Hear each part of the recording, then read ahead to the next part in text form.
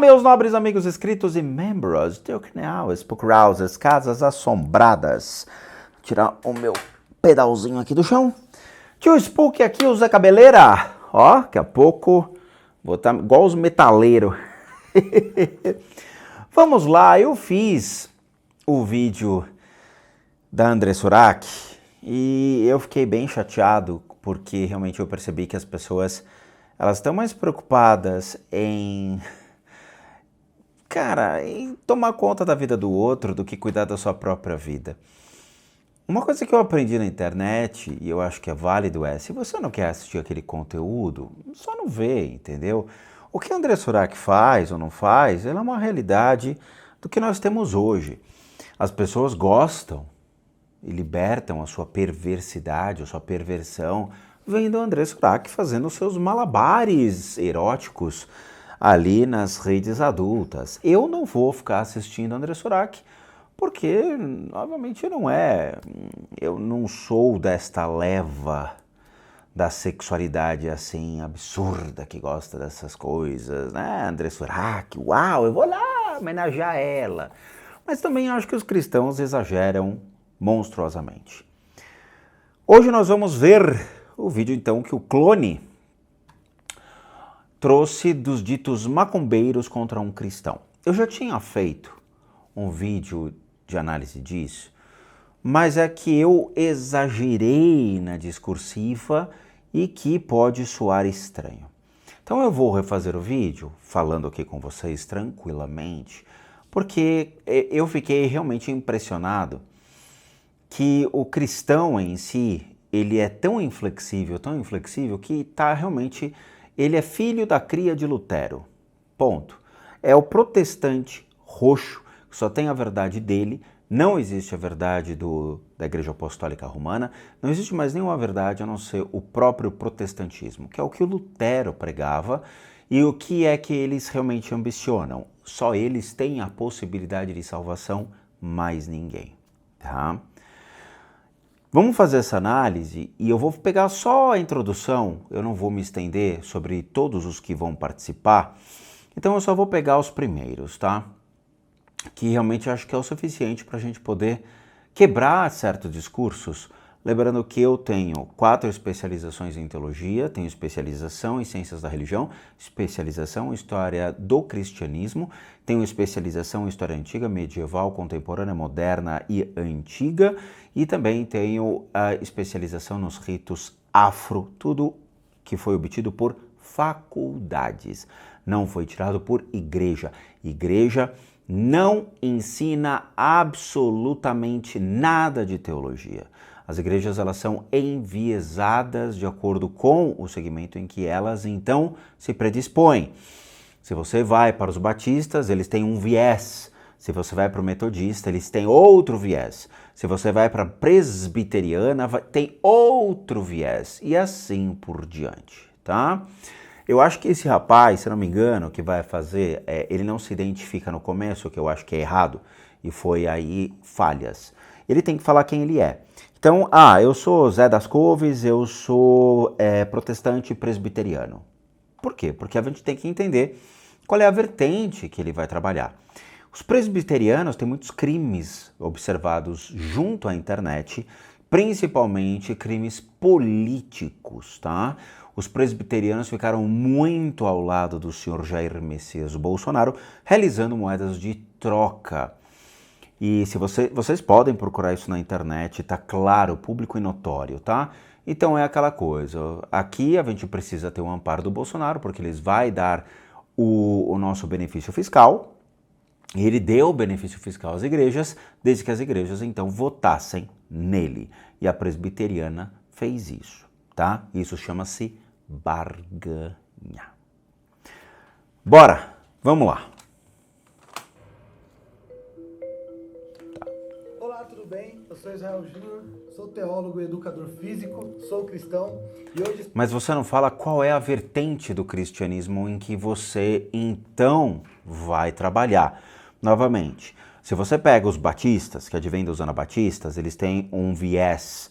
Se você pega os metodistas que se fundamentaram na Alemanha e depois eles se separaram desse fundamento da Alemanha mais esotérico e místico, eles voltam a só se apoiar em Cristo, eles têm um outro viés. Você pega a presbiteriana, tem outro viés. É importante você determinar qual é a sua vertente. Da mesma maneira que eles não falam aí, eu sou macumbeiro. Não, eles falam, eu sou da Quimbanda, eu sou da Umbanda, eu sou do Candomblé, eu sou cartomante. Então, assim, você precisa dar realmente as ramificações e falar, eu sou presbiteriano, seguindo todo um viés tal, ok? Estou aqui no canal Clone para debater contra 20 macumbeiros. E a minha primeira afirmação é, a Bíblia é a palavra de Deus. Sim, ele tem razão. E isso é um fato. Vamos lá. Antes que os macumbeiros, com todo respeito, eu já fui macumbeiro, 10 anos em centro espírita, foi um período maravilhoso da minha vida e eu sempre falo para as pessoas, vão para o espiritismo kardecista e vão para a Umbanda. Eu não fui para o Candomblé e não fui para a Quimbanda. A Umbanda foi e sempre será uma experiência maravilhosa, eu sempre falo para as pessoas, vão que vocês vão amar. Tá? Mas o que acontece aqui? Sim, a Bíblia ela é considerada pela teologia a palavra de Deus. Sim, sem dúvida. Por quê? Porque o Velho Testamento é a palavra do Deus hebreu. 400 anos depois, nasce Jesus. Jesus nascendo, ele passa por um período até os 33 anos de idade, quando ele então é crucificado. Os apóstolos, eles saem fazendo a sua diáspora, a sua cisma ali, se separando completamente, claramente porque ninguém é idiota para morrer junto com Jesus, e realmente ninguém morreu junto com Jesus, né? Quem morre foram outros 2 criminosos, e aí eles fundamentam a primeira manifestação, que seria a Igreja Apostólica Romana, Iglesia, que é uma assembleia dos apóstolos romanos. Tá, e a Bíblia? A Bíblia começa a ser elaborada e costurada, utilizando-se dos preceitos e as palavras que acreditavam se ter sido ditas por Jesus. Por quê? Porque há uma distorção nítida e perfeita por Paulo. Paulo, então, quando escreve as cartas de Paulo aos Romanos, ele faz o somebody love, ele faz um pé aqui, um pé ali, é o famoso centrão. Então ele vai atender o que realmente os romanos querem, mas ele também vai tentar colocar os desejos dele, que eram certas intenções de Jesus, os desejos dele, tá? Então ele altera muitos princípios do que Jesus falava. Então começa a se costurar. Então começa a originar-se então os primeiros livros que dizem respeito então aos apóstolos, as cartas de Paulo, a formalização da ideia de Jesus por meio de uma parábola. Como Jesus ele foi considerado o Filho de Deus, dentro da Igreja Apostólica Romana, ele se fundamenta como Filho de Deus, tendo então a Trindade, o Pai, o Filho e o Espírito Santo sobre, ele passa então a ser o alicerce. A Bíblia então é a palavra do Filho de Deus ou a palavra de Deus. Fato, é real, inquestionável. A Umbanda, a Quimbanda e Candomblé seguem a Bíblia? Não, não precisam seguir a Bíblia. Então, o que ele está jogando é simplesmente o primeiro movimento do peão, dizendo a Bíblia é a palavra de Deus. Para Umbanda, Quimbanda e Candomblé, que não vão discutir sobre isso, tanto faz. Tanto faz. Entendeu? Então não tem discussão. Esse é um ponto pacífico. Não tem discussão, é fato. Só lembrando, tá? Deus nunca escreveu nada. A Bíblia é a interpretação sobre as manifestações de um Deus de 2.500 anos atrás, escrita em uma parábola em que se confunde a presença de Lord, que foi uma palavra traduzida de maneira errada, como Senhor ou dono, bem como o que seria o Criador. Então você tem Enlil, Ninlil, El Shaddai, El Kurgal, El, Baal e outros que eram pessoas, e não a representação de um Deus, ok? Não é um Deus metafísico. El era considerado o Altíssimo, aquele que vivia nas montanhas, era um senhor das terras das montanhas. Enlil e Ninlil eram os senhores das planícies, visto em Tigre e Eufrates. Eles comandavam, então, os rios. Ok? São linhas tênues da teologia que somente uma pessoa que fez realmente teologia numa faculdade de teologia é que vai ser obrigado a ler a história. Ele não sabe a história. Ele é um teólogo tirado do simplesmente uma pessoa que se autodenominou teólogo. Ele não tem formação acadêmica em teologia.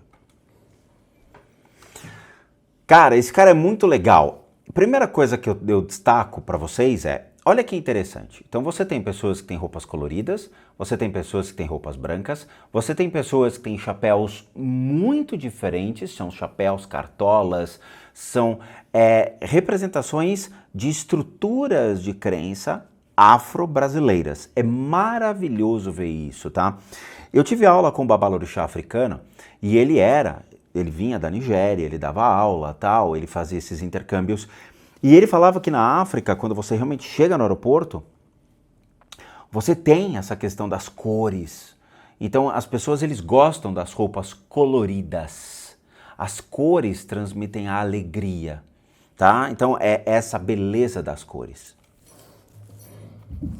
Meu nome é Mestre Felps, sou natural do Rio Grande do Sul, mestre de Quimbanda, também faço parte da cultura da defesa da não hipocrisia religiosa pregada dentro das culturas cristãs do Brasil. Porra, meu! Porra, como diria o Fausto Silva versão pombo, né? Porra. Defender, né, contra a hipocrisia cristã. Por que ele fala isso? Pô, tio, isso porque eu fico triste, porque eu sou cristão, eu não sou hipócrita. Veja, quase a totalidade das igrejas cristãs, e veja, eu estou dando o direito da dúvida ainda, quase a totalidade, prega que somente Cristo é a salvação. Isso não é verdade. Se Cristo fosse a salvação, a gente não teria 99% da população cristã carcerária no Brasil. Então, assim, se você chega numa cadeia e fala quem aqui é cristão, eu te garanto que muita gente vai levantar a mão. Mas esses caras não deveriam ter aprendido a não roubar, não matar, não fazer crimes, não cometer crimes? Então, certos pastores, eles provocam as pessoas, levando então a condenar a religião do próximo, eles instigam as pessoas à homofobia, à misoginia, ao racismo, ao antissemitismo. Eles fazem, você pode procurar na internet, vai entrar na internet e escreve pastor antissemita, pastor homofóbico, pastor misógino, vai aparecer a lista, tá? Então essas igrejas, elas têm essa natureza de querer endemonizar o próximo para mostrar que só eles são os donos da salvação. Por quê? Grana. Infelizmente, eles vivem do dízimo. O dízimo é um salário mensal. Quanto mais pessoas estiverem só doando para eles, eles vão ter cama, comida, roupa lavada, mulheres, avião, relógio, iPhone, presença em podcast. Lembrando que esses caras hoje, eles falam para as pessoas não doarem para moradores de rua, não alimentarem moradores de rua, não fazer o básico em que Jesus ensina. Jesus, ele acolhia cobradores, prostitutas, cobradores de impostos, ele acolhia todo mundo. Se eu tenho uma igreja e eu falo para as pessoas não alimentarem os moradores de rua, você acha que eu estou seguindo realmente a Cristo? Não, não estou. Eu estou seguindo o meu viés. Ah, mas os tempos mudaram, os moradores de rua, se o tempo mudou, se tudo mudou, a Bíblia deveria ser mudada.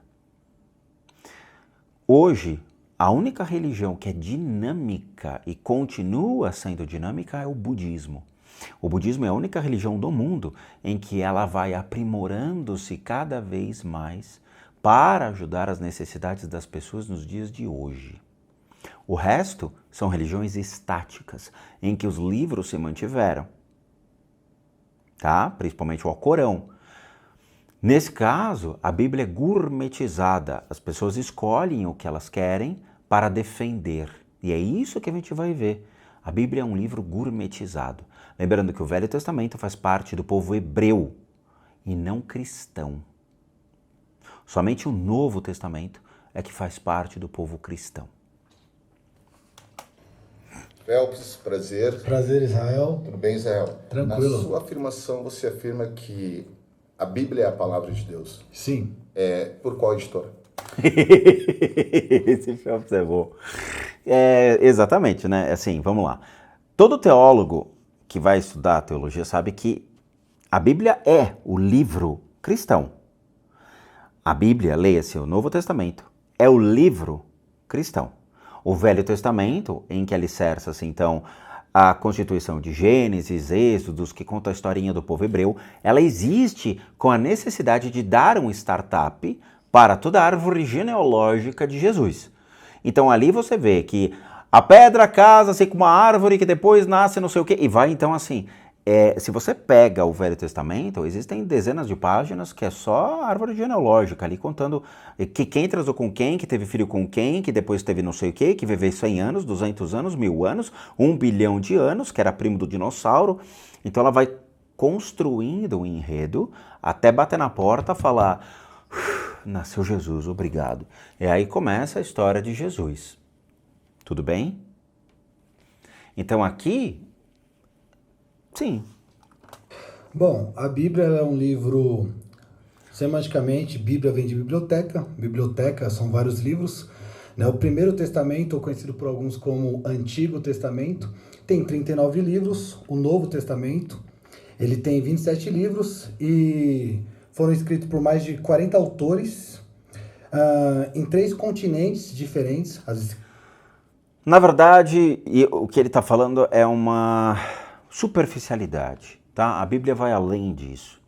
A Bíblia, ela é uma parábola, então ele não contou isso, tá? A Bíblia, ela transita entre obras ficcionais e não ficcionais. Por que isso? Porque não se tem noção que aqueles personagens realmente existiram. E onde você tem milhões de outros personagens que não entraram, como Barnabé, Esdras, Tiago, Maria... você tem outras figuras que deveriam ter feito parte da Bíblia e que tinham muito a acrescentar, principalmente Barnabé, que infelizmente não fizeram parte, não fizeram a composição desses livros como deveriam fazer. Os apócrifos, eles são necessários para trazer todos os pontos de vista, mas dos evangelhos foram colocados somente 4. Por quê? A explicação é muito simples e estúpida. Porque são 4 direções, norte, sul, leste, oeste, então cada um foi escolhido para prefazer então os 4 pontos que completariam então a história de Jesus. É sério, essa é o viés, essa é a história em que por que existem só 4? Sendo que foram 80 apóstolos, desses 80 apóstolos foram escolhidos somente 4. Por que escolheram 4? Porque acharam que os 4 eram mais bonitinhos ao contar a história de Jesus. Sim, fato.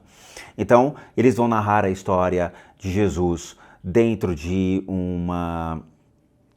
da forma como Jesus ele existe, como ele nasceu, como ele foi criado, e depois a forma de como ele se colocava ao mundo. Mas existe o evangelho da infância de Jesus. Sim, existe. Esse evangelho ele não adentrou na Bíblia. E todo mundo se perguntou, mas cadê Jesus dos tantos anos até tantos anos? Tem um buraco gigantesco. Ele foi para Las Vegas? Ele foi curtir a vida adoidado? O que ele foi fazer? Aí entra o evangelho da infância, que vai realmente perfazer tudo isso, tá? Tampar as lacunas. E esse evangelho não foi colocado. Então, assim, certos pecados em que Jesus foi tentado e que provavelmente teve os seus experimentos, não foram apresentados, criando a imagem, então, perfeita e santa de uma pessoa que pecou, como todo mundo pecou, pois afinal ele não nasceu sabendo. E naquela época, em 2500 anos atrás, cara, só tinha pedra, areia, pau e mais nada. Tá? Pra você ter uma ideia, sabe esses filmes de Velho Oeste que vocês assistem? O Bang Bang do Clint Eastwood e tudo mais, foi em 1800. 1800 tinha faroeste. Nós estamos, então, 200 anos à frente. Então você imagina, do Velho Oeste até hoje, foram 200 anos, 2 gerações. Imagina 2.500 anos atrás. Imagina 6.000 anos atrás. Não tinha nada, nada. O ser humano começou a construção das cidades, começou a construção dos impérios, começou a formalizar as suas primeiras sociedades. Então, as religiões começaram a ser formadas a partir desses períodos. A gente aqui tem uma noção de tempo muito ruim, tá? Escritas, algumas epístolas pastorais, alguns pergaminhos, Isaías, Jeremias, e eu acredito que era a palavra de Deus. Por quê? Porque escrita em ambientes diferentes, onde a cosmovisão muda, a cultura muda, nós vamos ver profecias que se cumprem. Todas as profecias bíblicas, elas nunca foram cumpridas. E eu publiquei isso num vídeo anterior a esse, onde tem todas as falhas de todas as profecias bíblicas.